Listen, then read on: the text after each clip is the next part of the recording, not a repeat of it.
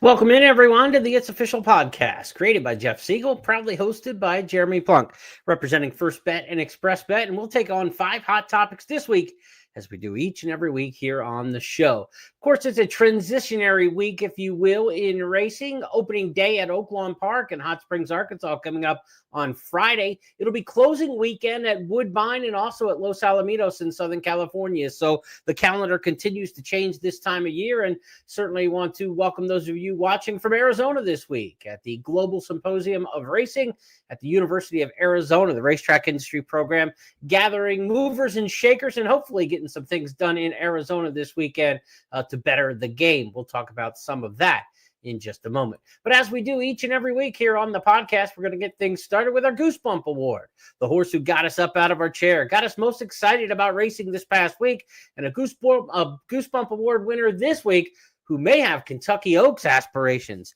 If you didn't see the Remsen Stakes Saturday at Aqueduct, it was a zany finish, and I mean zany the filly.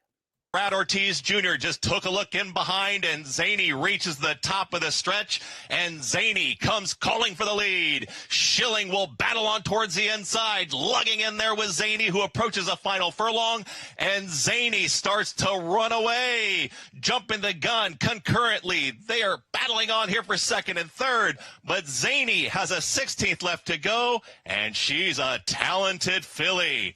Zany dominates in the Demoiselle. Jumping the gun second, then came concurrently, and Schilling in 1 minute 50.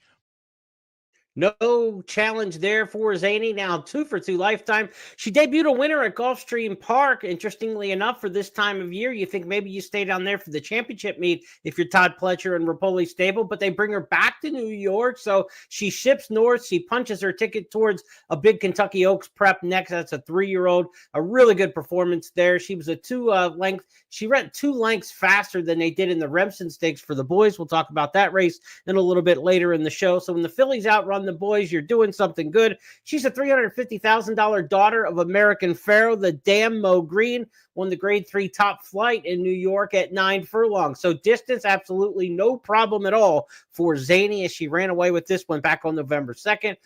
Super Corridor, the winner of the Breeders' Cup Juvenile Fillies right now, probably the top of the division off of that victory in Southern California at Del Mar, but certainly Super Corridor has got company with Zany, the winner of the Demoiselle, at the top of the 3-year-old filly division here coming up in a couple weeks when all the horses celebrate their birthdays. She will be one to watch. Zany, big-time winner of the Demoiselle, and this week's Goosebump Award winner. Now, as we go to our second topic this week on the show, there's a big divide in American society, world society, if you will, between the haves and the have-nots. So it's not surprising that we have that in horse racing as well. Some bad news to report here, and sad news, really, in terms of the history and the historical significance of the racetrack in British Columbia known as Hastings Park. Hastings Park closed last week after 133 years of business. Hastings Park will not run a meet in 2026, and sad to see that one go. They had struggled with field size for the past several years, despite having slot machine operations there and the casino operations. Now the government in British Columbia ruled just a couple weeks back that they will not be supporting racing in purses with those slots and casino subsidies any longer. So forced to do it all on their own and with simulcast revenue, and the field sizes what they were at Hastings, they decided to close the doors and shutter the track again after 133 years. Really disappointing to see that. And of course, we've seen some track closures over the past year or so. Golden Gate Fields, Freehold on the harness side. And of course, you go back to the closings of Calder and Arlington and some major racing venues here. Laurel Park will go by the wayside in another year or two to run exclusively at Pimlico as the plan of the new Maryland Thoroughbred Racing Authority. So a lot of change. I think contrition is something that's necessary, a contraction, I should say, necessary in the game of horse racing to be successful, to get down to the right market size, to just have so many tracks running so many dates with the horse population down as it is, the customer base shrunk as it has been over the past several decades. I think there's just going to be some natural pain in the game, and the haves and the have-nots are definitely going 2 different directions. You look at the haves, tracks like Oaklawn and opens on Friday, they're adding dates every year, it seems like, and getting their meet bigger because of that great hotel and casino slot subsidy that they have there with the casino operation right on track at Oaklawn Park. And, the NYRA circuit has certainly benefited from these casino at Aqueduct over the years without any question. Kentucky racing has been just a complete renaissance with the historical racing machines and casinos around the state of Kentucky that offer those HHRs, and how that has made Kentucky Downs what it is, has boosted the purses at Ellis, at Keeneland, at Churchill Downs. And now we're seeing that at Turfway. Turfway's kind of having, a renaissance of its own. It's probably never been stronger winter racing at Turfway Park as it is right now. So the haves are doing well. The have-nots are struggling. And as we see, and the decoupling talk in Florida, of course, would be very dangerous situation there. We see with the decoupling that happened in British Columbia, how quickly that led to the demise of Hastings Park. So a lot to think about. And you look at New York as well. I mean, the new Belmont Park going to open in the fall of 2026 next year. They ran the last edition of some of the major stakes races at Aqueduct this year,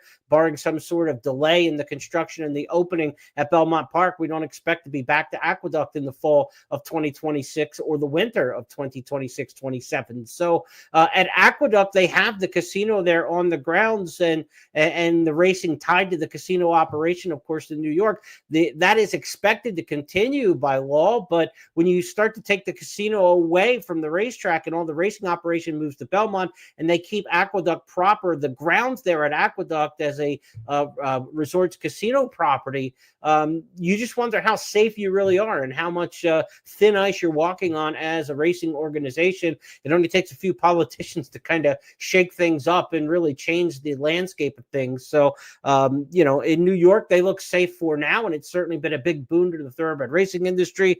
But again, there are no guarantees when you're depending on second subsidies for another industry, a second industry subsidies to subsidize your own. So the haves and the have-nots, the gap getting larger and larger in horse racing. I think the attrition that we're going to see and the contraction that we're going to see in number of racetracks probably only destined to continue. I think there is an optimum number of racetracks. What exactly that number looks like depends on the levels of racing, obviously. But at the higher levels of racing, perhaps two circuits running at the same time and in different parts of the country is enough to keep things going around the country. A B level underneath that, with racing, so that a racing schedule during the day kind of goes from noon till 11 p.m., sort of thing like that. 11, 12-hour race day, sun up, sun down, for simulcast purposes and for ADW purposes, and then international content, quarter horses, harness and stuff, certainly filling in the gaps for the betting providers like a First Bet and Express Bet, that sort of thing, the ADW market. But the number of live races that we're going to see in the U.S. run continues to drop, and I think it'll continue to fall as we move forward. But the divide between the haves and the have-nots was on full display in the past week with the closing of Hastings Park after 133 years in operation.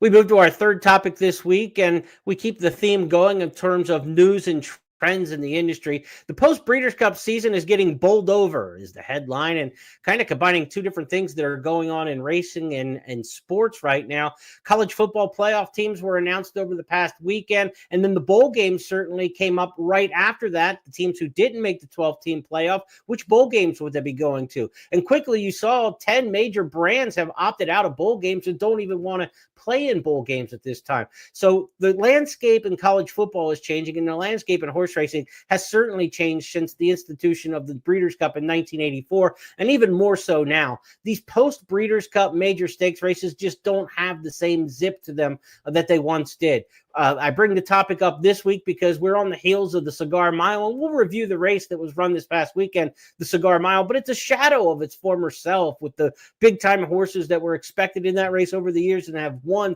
the Cigar Mile. It was just kind of like a grade 3 kind of field this year, downgraded from a grade 1 to a grade 2 in the past few seasons, and really trending towards a grade 3 and a race that's losing relevance. And a lot of the late season races have lost relevance for the older horses because everything is about building towards the Breeders' Cup. You've got the great winter racing at the beginning of the year, Gulfstream, Santa Anita, Oaklawn, Fairgrounds, and then in through the summer, and everybody's peaking towards Saratoga and Del Mar after passing through the Triple Crown, of course. And then it's up to Keeneland in October in the Breeders' Cup. The Kentucky Downs folks ready for their big purse money in September. But once you hit that Breeders' Cup, Halloween weekend, first week in November, after that, the kind of breaks kind of come off, and there's not a lot there in terms of big-time horses that want to be running this time of year based on their connections. And the more time that people want between races and the gaps and the spacing between races that they want for the various number of reasons that are included in that we've talked to over the years, whether it's the value of the horses, whether it's the big purse money, whether it's the medications that they're using and the withdrawal times that are involved in that, a lot of different reasons for the number of races being reduced amongst horses. The sturdiness of the breed is also tossed around as one of those reasons. But as horses make fewer and fewer starts, there's less interest in running them in November and December at the end of the season. And we saw that with the Cigar Mile. I mean, we take a look at the Cigar Mile field in there, Doc Sullivan, Mika, Pentathlon. That was half of the field for the Cigar Mile. Crazy Mason, Brazenly, Phileas Fogg, a former claimer, and Bishop's Bay, the eventual winner in there. Bishop's Bay, probably the only horse in that field that you would say absolutely positively a grade 2 type horse. Phileas Fogg kind of on the borderline of that. Crazy Mason on the borderline of that. But certainly no grade 1 types left at the end of the season to run in the Cigar Mile. And it was a win for the horse that we talked about, Bishop's Bay, probably the class of the field as the favorite. Let's go back and show you the Cigar Mile. We'll talk a little bit about Bishop's Bay and what might be next for him, but there's not a lot cooking at the end of the season, and this is an example of that. Bishop's Bay in the Cigar Mile. Left to go right here at Aqueduct in the Cigar Mile, and it's a big long shot in Mika who's trying to upset this field. Bishop's Bay is in full pursuit, but Mika is showing no signs of stopping so far. Bishop's Bay will have to dig deep inside to catch this long shot Mika. Mika has a 16th left to get, but here comes Bishop's Bay with every single stride. It's gonna be Bishop's Bay to get up and win the Cigar. So Bishop's Bay gets up over Mika. Mika had 8 prior starts, only one of them in stakes company, the Juvenile Mile as a 2-year-old at Kentucky Downs. Mika certainly not a horse who had ever seen a graded stakes race. Almost pulled off the Cigar Mile there. Caught in the shadow of the wire by Bishop's Bay, who's really an underrated runner. 13 career starts now for Bishop's Bay. 9 wins, 3 seconds. Brad Cox and company have really shipped around nicely and spotted this horse in winnable places. They're going to get bold next time with Bishop's Bay. Horse who was really only outrun once in his career. That's when they did try to take a big bite and go for the grade 1 forego at Saratoga, and he ran up the track that day. The next time we might see him could be in the Saudi Cup. They're looking to stretch him out, maybe to 1 1/8, the 2-turn race. The Saudi Cup could be next up for Bishop's Bay, and that would certainly be a major rise in class for him, and we'll see where he stacks up in a grade 1 race when he would get to that point.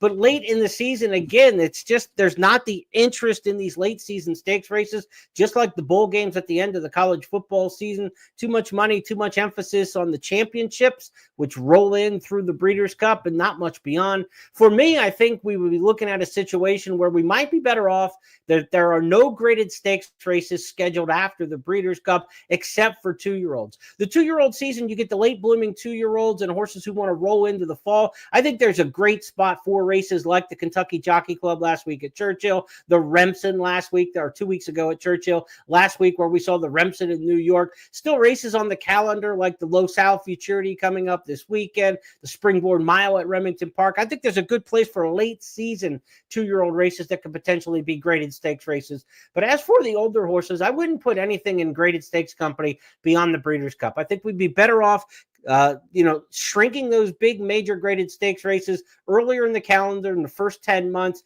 get them all out of the way into the championships of the Breeders' Cup, and then we just kind of reset towards next year when we get into these November and December racing. November and December racing certainly important to the bottom line. It's important to the gambler. We like to watch races and handicap good competitive races throughout the course of the entire calendar year, 52 weeks of season. But I don't think we need graded stakes for the older horses this time of year in November and December. over. Tell me what you think in the comments, and also be sure to like and share out this podcast as we go through it. Help us continue to grow the audience for the It's Official podcast. But that's my take on the post Breeders' Cup season getting bowled over. It's kind of similar to what we're seeing with the bowl games. Now, we talked about the importance of 2-year-old races this time of year, and that brings us to our fourth topic on the big board. It is the Remsen Stakes. Will the Remsen Stakes resume its run? This is a race that kind of struggled from the mid-90s until a couple years ago, then got back on the beam with really big additions in 2021 and 2023. 2022, though, and 2024 in between were kind of duds. Well, after watching this race last week, I want to say the Remsen could get back on a pretty good run because I think the top two, Paladin and Renegade, are two we want to watch next year on that chase towards the Kentucky Derby. We're approaching a quarter mile left to go. Balboa and Day One Starter are still there. Renegade and Paladin, they hook up again on the grandstand side. It's Balboa who's in front. Paladin and Renegade battling on in between horses, and the boys are at it again. It's Paladin and Renegade. They've got a 16th left to go. Paladin to the outside edge is clear. Paladin will win the Grade 2 Remsen. Paladin wins it over Renegade. Balboa finished third. The boys were back at it. A good call there from Chris Griffith. He had all the calls there this weekend from Aqueduct here on the podcast. Thanks to he lending his voice to the show. Paladin and Renegade, they had run against each other as intimated in the race call once before, October 17th, in a mutual debut for both. There was a lot of consternation after that race with the disqualification. Renegade won that day. Paladin was the runner-up. Then the disqualification flipped the result in there, and then they got the rematch in the Remsen Stakes. The order of finish under the wire flipped, but the official order stayed the same. Once again, it was Paladin, the 9-5 favorite, defeating Renegade in here at 5-2. Chad Brown over Todd Pletcher with two very well-bred horses who are bred to get distance as we go further down the Triple Crown Trail. This feels a lot more like the 2021 and 2023 Remsens that we saw when there were horses like Mo Donegal, Sierra Leone, Dornick, a couple Belmont Stakes winners in there, a horse of the year in Sierra Leone, a horse who won the Breeders' Cup Classic. So this is a situation, not a horse of the year in Sierra Leone, but a champion 3-year-old in Sierra Leone who won the Breeders' Cup Classic last year as a sophomore. So this feels a lot more like that to me. High-level competition, high-level horses, the great pedigrees. Now, they didn't come home particularly fast in this race, 38-2 over the final 3 furlongs, but that wasn't totally pedestrian. They were about 2 lengths slower than we saw Zany earlier on the podcast in her smashing win in the Des Moselle. So maybe it wasn't the fastest edition in the world, but again, 2-year-olds going 9 furlongs this late in the season. There's not a lot that want to go that kind of trip, and so Paladin and Renegade both showed that they can run decently well, I think, for this level of competition, that kind of distance this early in the year, and I think they're both headed to Florida next. I don't know if we'll see them match head-to-head against each other. It would seem like Todd Pletcher's got some work to do with how he wants to separate his posse. He's got quite a few good-looking 2-year-olds turning 3 that'll all be stabled down around Gulfstream Park, Palm Beach Downs, but where they end up and through Palm Meadows, where they end up in terms of their racing as 3-year-olds, they could be on the road. Pletcher certainly, and Brown as well, certainly supports the Fairgrounds Series, races like the LeCompte, the Risen Star, and the Louisiana Derby in that sequence down in New Orleans, both places frequented by Pletcher and by Brown. We could see these two horses again against each other along the Triple Crown Trail, but not necessarily. The other thing with Paladin is too, not Paladin, but rather Renegade, because he was disqualified in that maiden race, he came back in the stakes and ran second. He's still eligible for a maiden special weight. So if they want to give him a little bit of time off and then bring him back in an easy maiden race, say late February, something like that, and then just go the one final prep route with him in a grade 1 and just try to make your hay that way at the end of the Triple Crown prep season, that's on the table too. He still has that maiden condition about him. It just depends how hard they want to knuckle down on the campaign and how easy they want to take it on Renegade and just try to get to the Kentucky Derby. The one thing about Renegade, I think we're going to see him sooner than later as a 3-year-old though, because he only had 2 workouts going into this race, into the Remsen Stakes. You look at that gap since those 2 horses ran back on November the 17th, there were 5 workouts for Paladin between that start and what we saw in the Remsen this past weekend. Only 2 workouts. They missed at least 1 workout, Todd Pletcher said, but they were late getting back to the workout tab compared to Paladin after their maiden special weight matchup. So 5 workouts to 2, and the gap was only a 2-length difference over the course of a mile and an eighth. You could make the argument once again, even though he got the short end of the final result stick in here, that the horse you kind of want out of the Remsen Stakes might still be Renegade. Again, he was 3 works short of the horse who beat him by only 2 lengths. So we'll see how it turns out in the spring, and hopefully they can get more into him and he's a little hardier and he can work more consistently. That could be a problem with Renegade moving forward, but could also be a boost that tells you he's really talented, because he was cranked up harder. Maybe he wins that Remsen Stakes over his rival Paladin. 2 good-looking 2-year-olds, though. Will the Remsen turn out more like 2021 and 2023, or the past couple of years where Poster won it last year and didn't do a whole lot? W&L won it in 2022 and didn't end up doing a whole lot. I think it's more like 2021 and 2023. We're looking for Mo Donegal, Sierra Leone, Dornick-type performances as 3-year-olds out of both Paladin and Renegade, 2 horses to watch on the Triple Crown Trail. We'll add another one for your horses to watch in our Stars of Tomorrow segment, as we do each and every week here on the podcast. Our 5th and final topic takes us to that Stars of Tomorrow, where Schoolyard Superman was on the undercard Remsen Day, going a 1-turn mile. The son of Justify led him wire to wire, and looks like a good one for trainer Chad Brown. Miracle ranging up on the outside, but Schoolyard Superman is sprinting away. Schoolyard Superman's got more and hugs the rail and kicks away up by 4. 5 lengths now. Mr. Miracle to the outside of Buntis Folklora. Double act trying to run on. Schoolyard Superman is approaching the final 16th and soaring away.